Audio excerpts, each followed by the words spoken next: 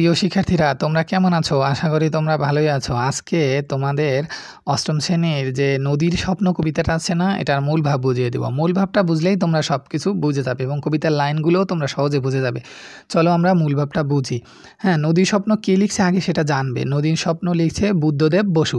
হ্যাঁ, চলো আমরা এখন মূল ভাবটা পড়ি। দেখো, নদীর স্বপ্ন কবিতার মূল ভাব। বুদ্ধদেব বসুর নদীর স্বপ্ন কবিতায় একটি শিশুর কল্পনা জগৎ তুলে ধরা হয়েছে। এখন তোমরা শিশুটার নাম জানবে এবং তার বোনের নাম জানবে এবং এখানে কয়জন মানুষ আছে এই কল্পনার ভিতরে সেটা জানবে। তো এই কল্পনার ভিতরে 3 জন মানুষ আছে, মনে রাখবে 3 জন মানুষ আছে। একজন হচ্ছে যেই ছেলেটা কল্পনা করছে তার নাম কানাই।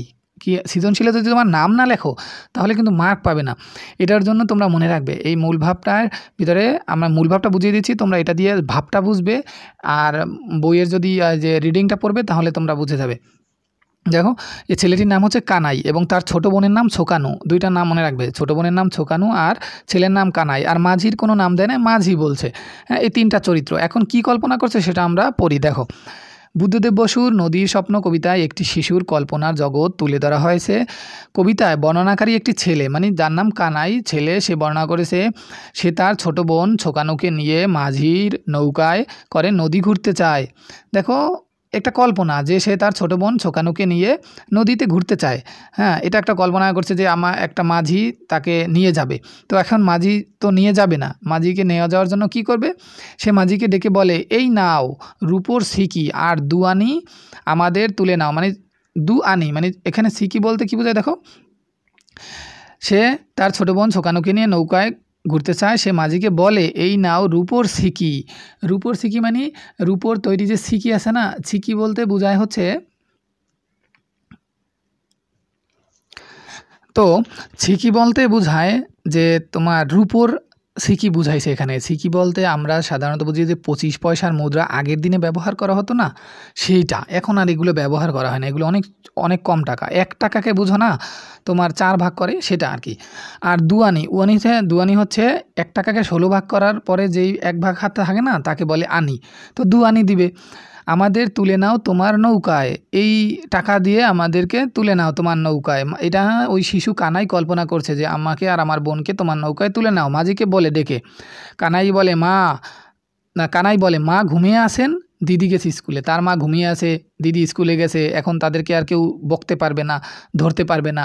হ্যাঁ, এই ফাঁকে তারা একটু নদী পথে ঘুরে আসতে চায়। এই ফাঁকে তারা দুজনে একটু নদী পথে ঘুরে আসতে চায়।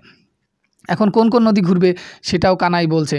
কি বলছে দেখো, সে পদ্মা, মেঘনা, সোন, এই 3টা নদীর কথা বলা হয়েছে এই কবিতায়। তোমরা মনে রাখবে এই 3টা নদী ঘুরতে চায়। এই নদীগুলোর কথা বলে যেন তারা রূপকথার কোনো জগতে পাড়ি দেবে। তো মাঝিও তাদের তুলে নেয়। মানে কল্পনায় কানাই মনে করে যে মাঝিও তাদেরকে তুলে নিছে। এখন কানাই আরও কল্পনা করে, মাঝি জালের ইলিশ দেখে তাদের চোখ জল জল করে ওঠে, মানে ঝলসে ওঠে। মানে মাঝি ইলিশ ধরছে, এখন কানাইয়ের চোখ ঝলসে ওঠে, সেই ইলিশ খাবে। হ্যাঁ, এটা কল্পনা করছে কানাই যে মাঝি ইলিশ দেখে চোখ ঝল করে ওঠে, তারা ইলিশ রান্না করে খায়। তোমার কানাই বলে যে তুমি দেখো ছোকানু রান্নার কারসাজি দেখাবে। কবিতা এটা লেখা আছে, হ্যাঁ, তোমরা কবিতা বলে দেখবে।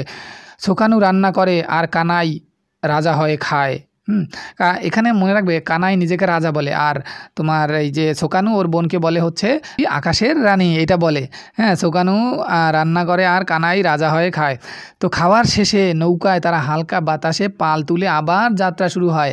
হ্যাঁ, এতটুকু। এখন ছোকানু তো ঘুমিয়ে পড়ে, ছোকানু ছোট, একটু ভীতু, ঘুমিয়ে পড়ে। আর কানাই জেগে থাকে।